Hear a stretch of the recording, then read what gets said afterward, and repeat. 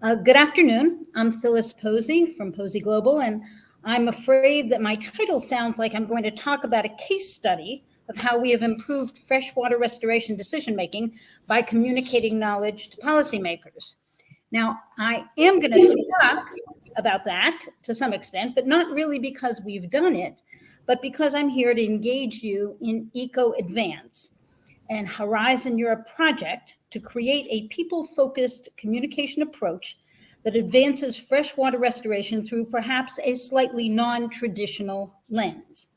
Now, Eco Advance is a coordination and support action to support funders of freshwater restoration by compressing and organizing thousands of scientific advances, NBS, nature-based solutions, technology innovations, and restoration efforts from the last 20 years into a system that will be less overwhelming, more useful. And our ultimate goal is to help funders fund successful projects by promoting knowledge about and appreciation of the wider social and economic and cultural context. So I'm here to get your support and connect to collaborative efforts and experiences. Bottom line, we share a core challenge because we're all trying to blend science and reality into a coherent common language, a common operating language, taking science and precision of the monetary terms of ecosystem services and national capital accounting and merging them into a dynamic world and its moving targets, the entangled complexity of practice and the fuzzy, wicked reality of implementing restoration policies and projects, all in a context of uncertainty that we operate in every day that plagues decision-making. As we all know, change is our life, and so decision makers have it particularly tough. Funding decisions are confusing because of the overwhelming, even contradictory plethora of scientific statistics and economic analysis. There's climate change. There's change in the credibility of science and data itself.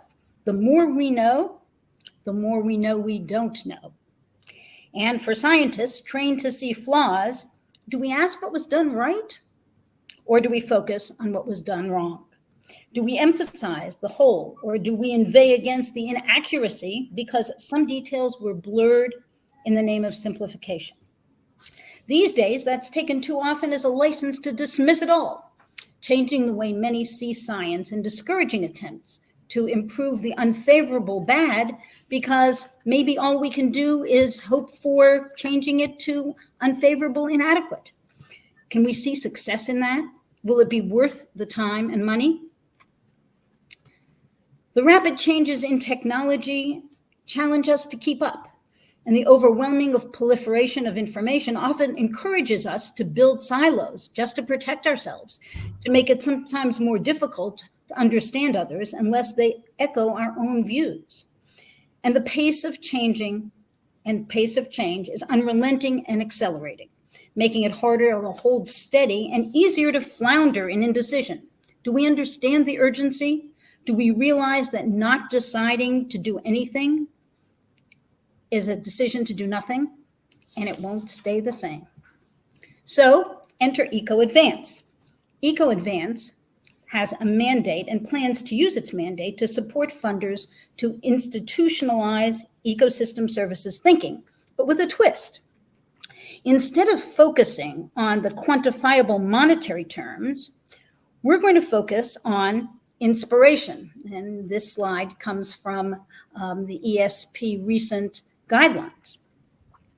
We're going to empower and support by focusing on the people who have done it. We're going to bring the people to the fore.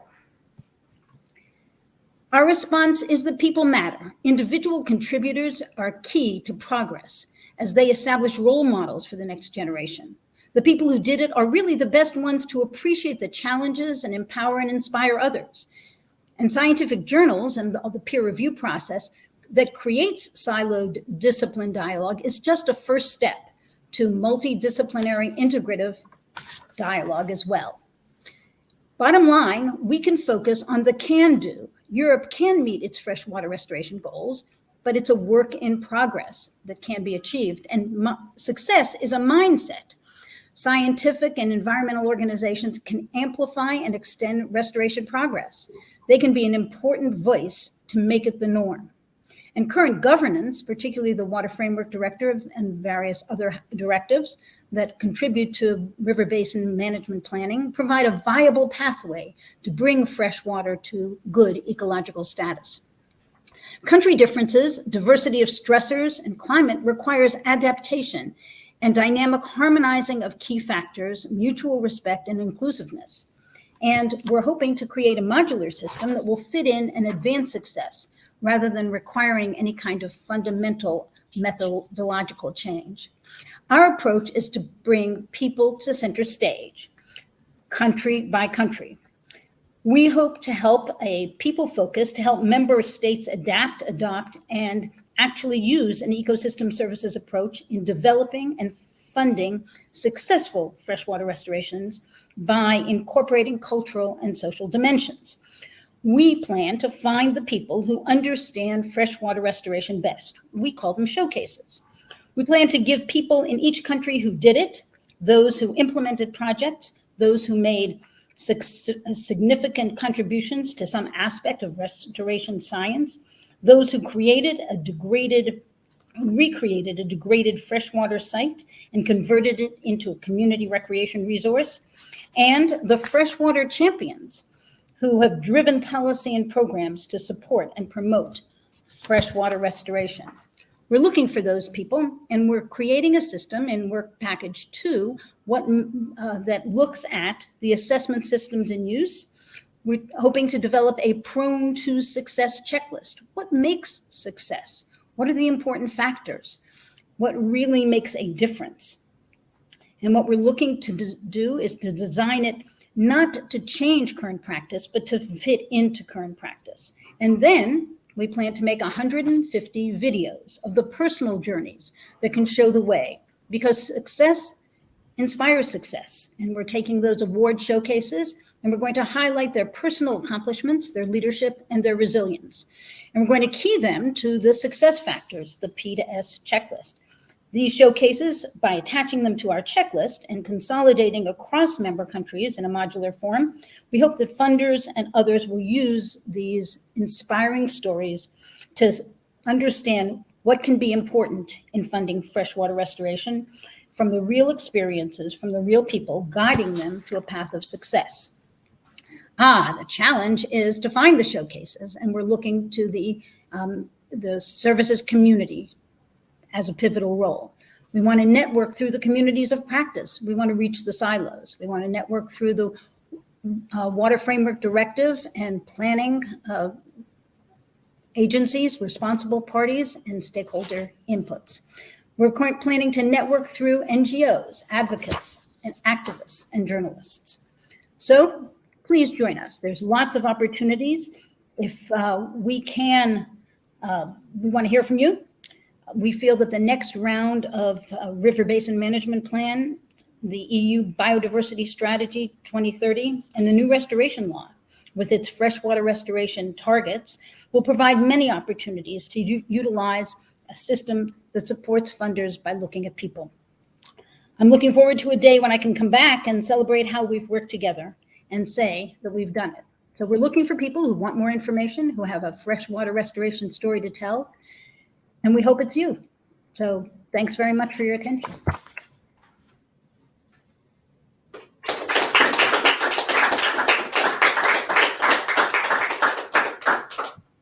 So if there are any questions. Champions.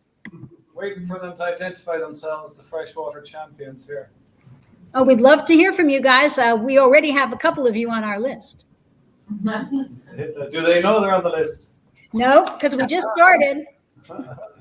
But we're looking forward for them to volunteer themselves to be on the list. Have we got any questions? If you put up your hand, you won't get put on the list. Don't worry. I can't see you, so.